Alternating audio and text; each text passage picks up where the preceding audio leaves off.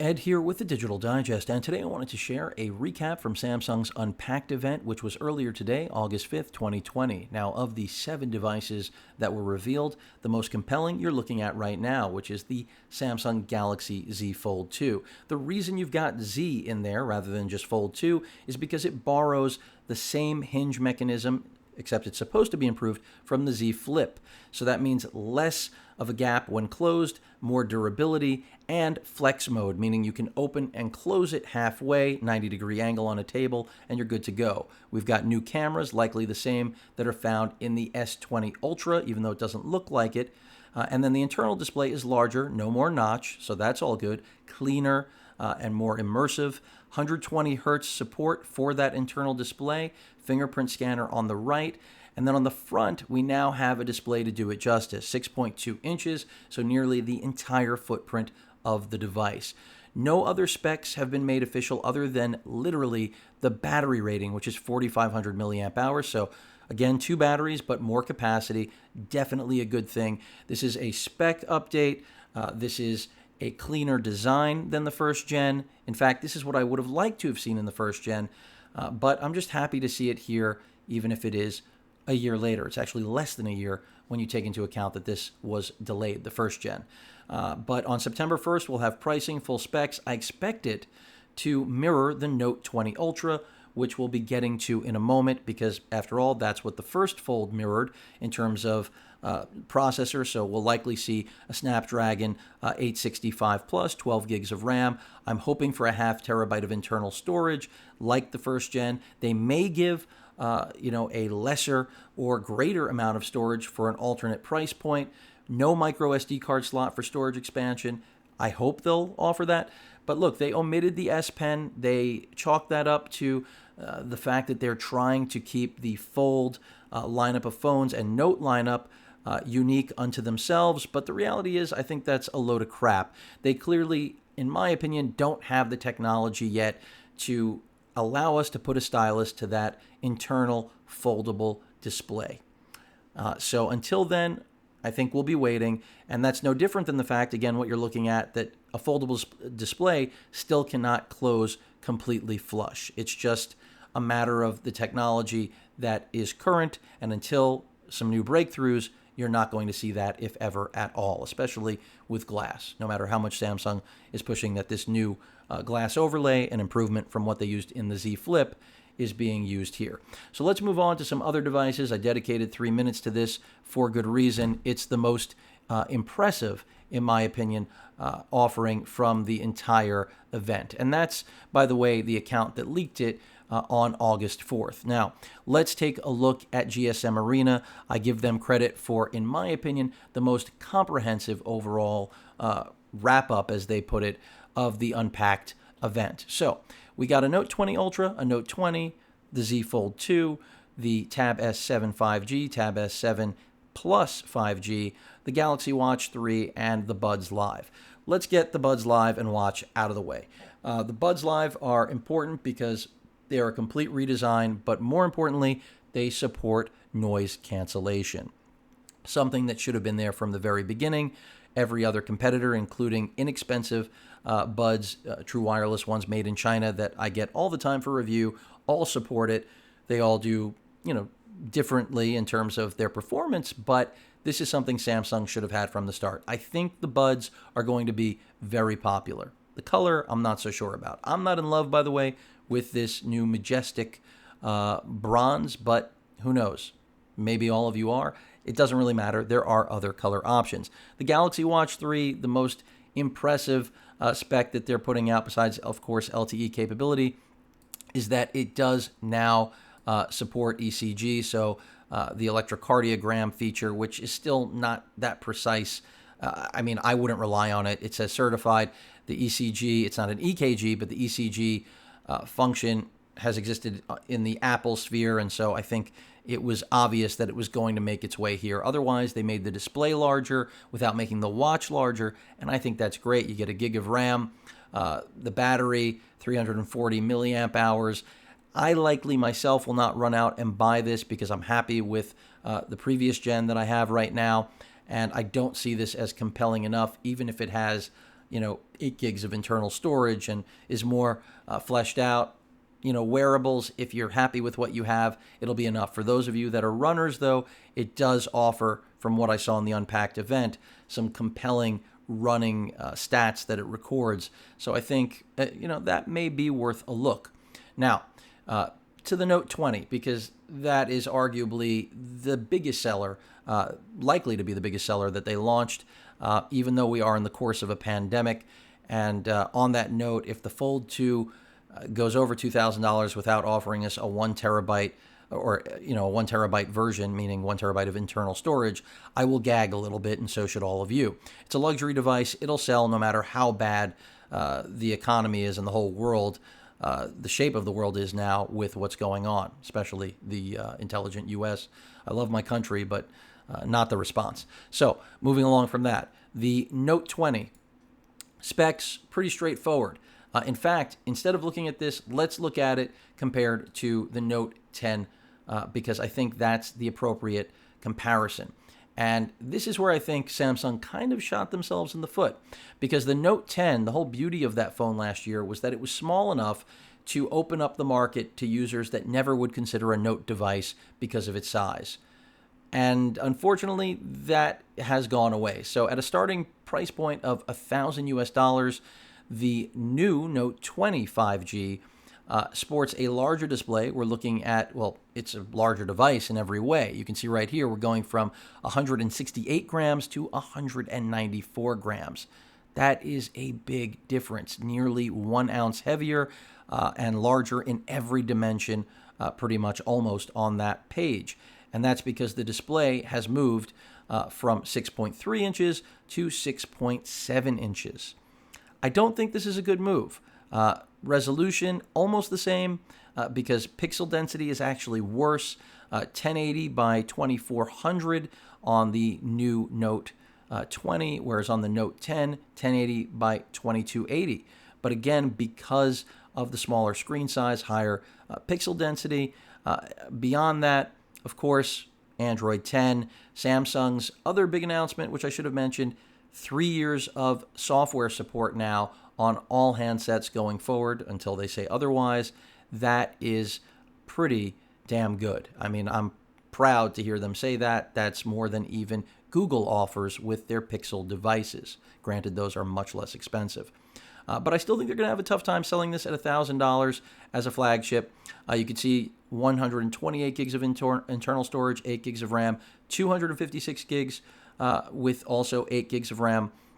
No micro SD card slot for storage expansion, not that you expected it. It was not there in the previous generation.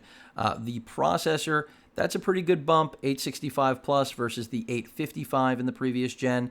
And that's a bump over, of course, the S20 and S20 Ultra line as well. So how much that will mean in real-world performance, marginal at best, but still better to have newer hardware, of course. I do like that they incorporated UFS 3.1 support for the internal storage. That is the fastest format or fastest type of internal storage out there.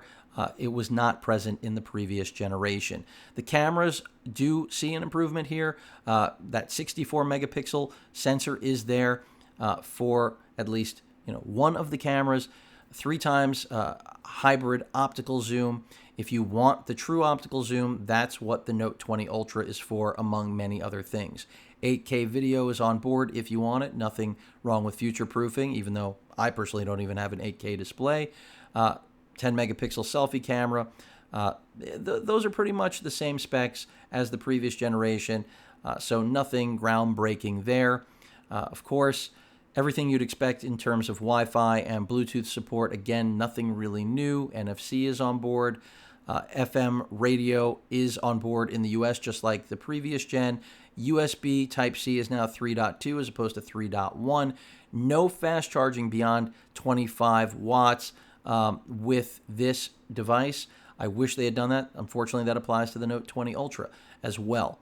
We do have a 4,300 milliamp hour battery as opposed to the original 3,500 milliamp hour battery. That is the best jump on this spec sheet, but the phone is much bigger, so it needs it. It's not a gift. Let's not pretend it is. Moving away from that, let's take a look at their top of the line The Note 20 Ultra, 120 hertz, 6.9 inch, 1440 by 3088 display, but you'll only get 120 hertz, just like the S20 Ultra, in full HD mode. This kind of bothers me, but everyone will argue you can't see the difference. But we do live in a world where Sony's making a phone that has a true 4K display, which hopefully I'll have for review a little bit later, hopefully sooner than later. I'm waiting on my review unit. We're working with the same Snapdragon 865 Plus. Unless you're overseas, then you're screwed. You get the Exynos 990, 12 gigs of RAM, as opposed to the 8 in the base Note 20, 108 megapixels. The camera system is rebuffed. Laser autofocus, I didn't mention this earlier. So they did away with the S20 Ultra debacle. You can't pitch a phone on having the best camera in the business and then it can't focus. Now, laser autofocus is nothing new, but it is new to Samsung. LG debuted it years ago, but I anticipate it's going to work flawlessly. And this camera system is meaningful to me, but even as a lifelong Note user, virtually every generation I've owned, this upgrade isn't so compelling coming from the Note 10 Plus outside of the cameras, because quite frankly, like I said with the Note 10, they had a smaller phone that was more friendly to people of all different size hands. Well, now the Note 20 Ultra is so big, I think it could be larger than the S20 Ultra. The camera unit sticks out more, or at least it appears to. Let's look at a comparison to the Note 10 Plus, the most logical upgrade path. And you'll immediately see that we've gone from 196 grams up to 208. And considering that isn't necessarily an upgrade that everyone was looking for, like I said, I welcome the new cameras. They did not use not just the autofocus system from the S20 Ultra, but even the literal cameras. They stepped those down. I'll get to that in a second. The display went from 6.8 to 6.9 inches. The pixel density, almost the same, but a little bit less here. I'm not calling it a downgrade because it's negligible. Nearly the same resolution, 1440 by 3088. It was 1440 by 3040, but again, a smaller display. That meant you had a little more pixel density. I haven't mentioned the new Gorilla Glass. I'm very happy about it. I also didn't mention that it is incredibly screwed up that on the Note 20, I should have mentioned this, we have a plastic back on that phone. That is a corner they shouldn't have cut at $1,000 US and up. That is unacceptable. Plastic should remain where it belongs on budget phones. Samsung, slap on the wrist for that one. No one can help you with that. Exynos 990 if you're in Europe. Otherwise, as I mentioned, the 865 Plus, which is the best mobile processor on the market right now. And again, it's not going to give you night and day performance over the 865, but it will outperform it in benchmarks. So that's good. Now, the camera. Well, before I get to the camera, the capacities. This is another thing that drives me nuts. We took a step backwards. Note 10 Plus, we started at 256 gigs of RAM of storage. Now we're starting at 128 gigs for $1,300 US. Sorry, Samsung, that's not okay. 512 gigs, I believe, will set you back $1,500, which I can deal with. But again, we should be starting at 256 gigs. Come on. What's going on with Samsung? The UFS 3.1 support, I am happy to see here. Again, I expected that. Now let's talk about cameras. And by the way, both of these phones, of course, the Note 10 Plus and the Note 20 Ultra, have micro SD card slots for storage expansion. And you can chalk that up as, some sort of way of satisfying people who feel screwed, like you should, to be starting at 128 gigs. But that's still not right, especially when that's UFS 3.1 storage, which is high speed, and no micro SD card is going to compete with that. Forget that a lot of apps will only work with internal storage. So the micro SD card is good to have, but it certainly is not a true substitute for internal storage. The cameras, like I said, night and day. I expect a very big jump in the overall camera performance. We're going, that 108 megapixel sensor, everyone who follows my channel knows I'm a camera guy, is a load of shit. I mean, it might be on paper 108, but it's a tiny sensor, so don't get me started. But the important thing is on the optical side, the 5x optical zoom, 12 megapixels should have good low light performance. It should be much better, I would say marked improvement from the S20 Ultra, which did not do so well in low light. And they reduced the hybrid zoom down from the 100 times space zoom on the S20 Ultra to 50 times on the Note 20 Ultra, clearly because they realized that marketing gimmick was beyond stupid. 8K video on board, that of course was not there on the Note 10 line, even on the Plus. So nothing wrong with having that. 10 megapixels on the front, pretty much the same as the previous gen. No headphone jack on any of these devices, in case I missed that. Wi-Fi, Bluetooth, again, everything you would expect to get. And that shift from USB Type-C 3.1 to 3.2.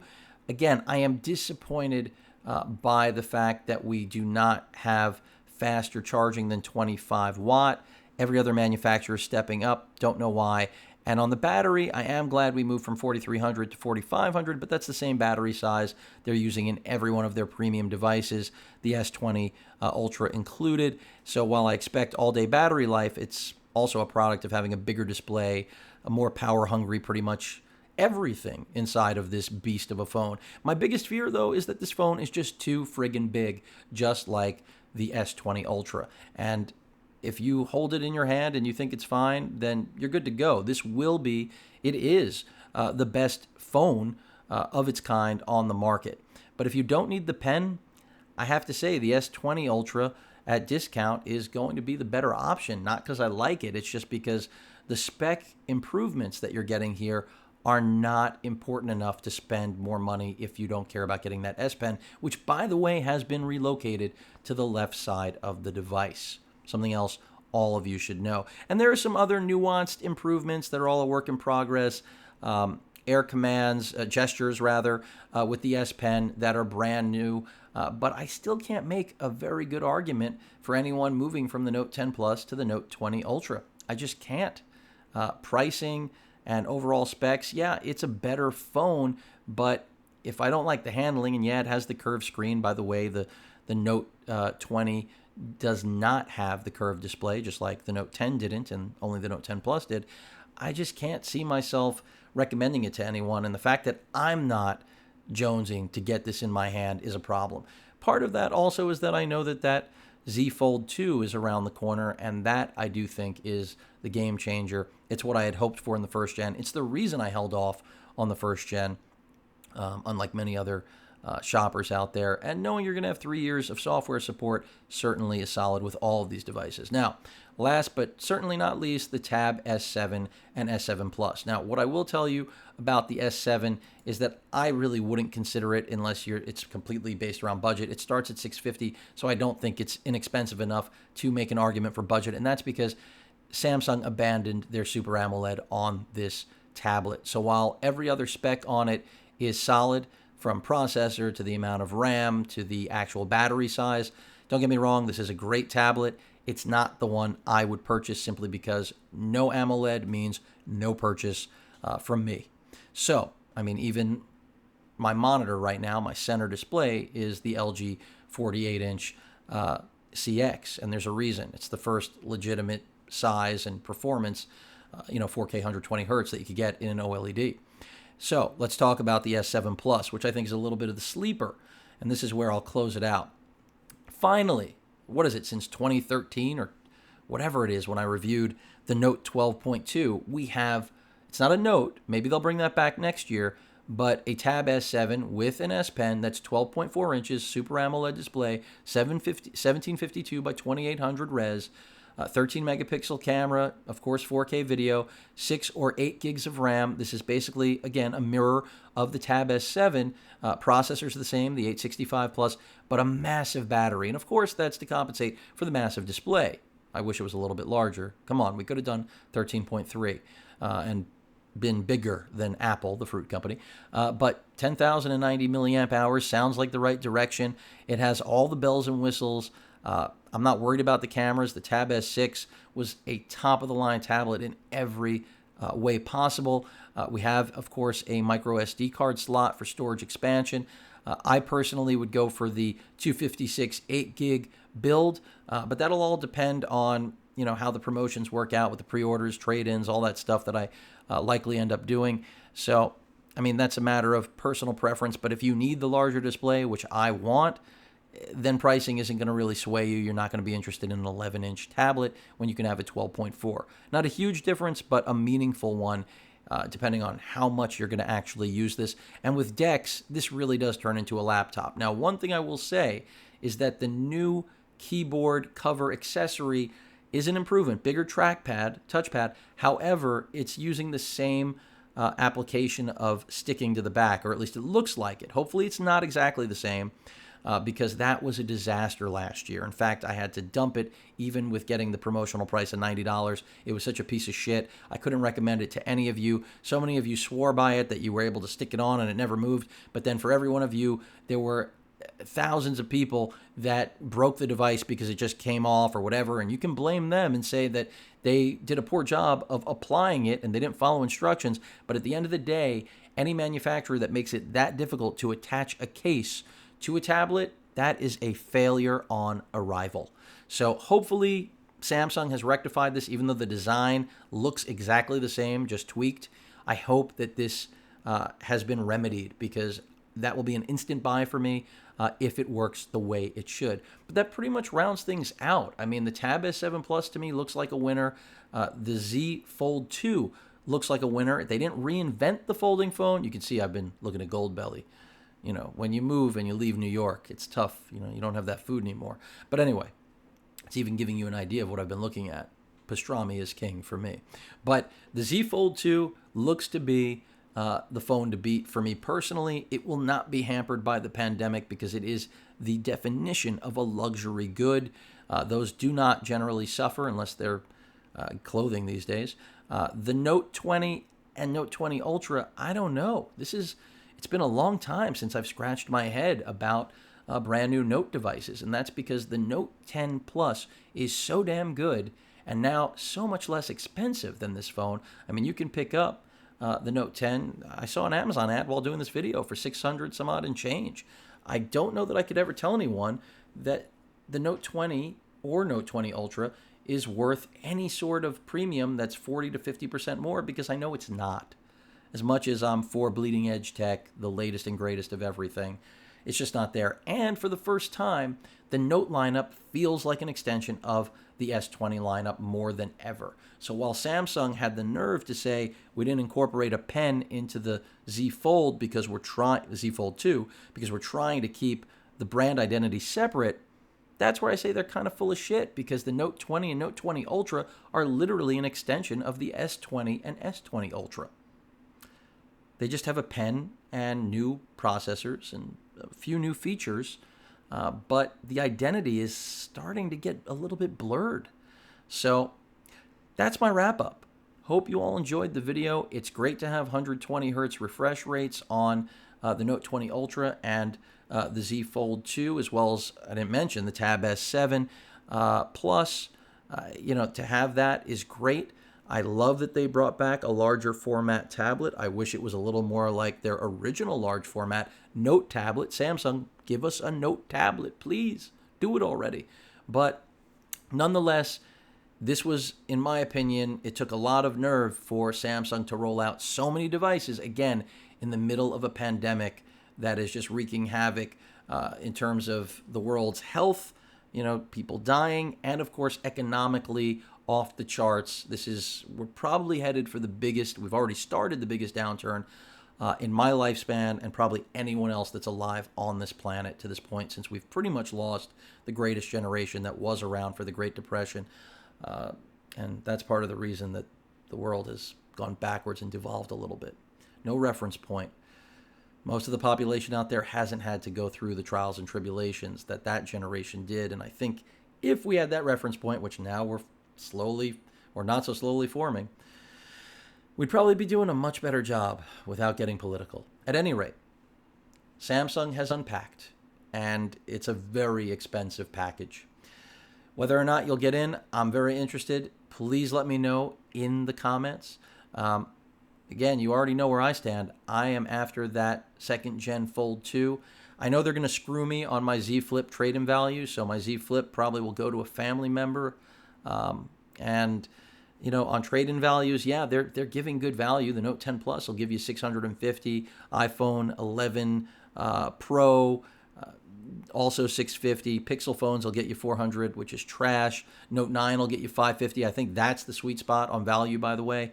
If you're doing a trade-in, doesn't matter if you have the 512 or the or was it 128? I'm trying to remember. Might have been 64. I don't know, my memory. It's a long video, 25 minutes. But that's the roundup. Trust me, you saved a lot of time versus watching the crap I did this morning, and so did everyone else in the press and content creators like me. Whew, it was long and as staged as it could ever be, especially since there were, no press was there to boo, applaud, or react. So the awkward moments were a different kind of awkward. At any rate, still a good event, like what they've released, but I'm after that Z Fold 2. For the first time, I thought for sure I would be after the Note 20 Ultra because I've been waiting for a better camera, but I guess the wait for me probably will continue until Samsung ponies up and puts a 1-inch sensor in there with Sony's help, or Sony does it themselves. Any questions or comments, please feel free to post them. Hit that like button. And as usual, please feel free to subscribe. And please stay safe.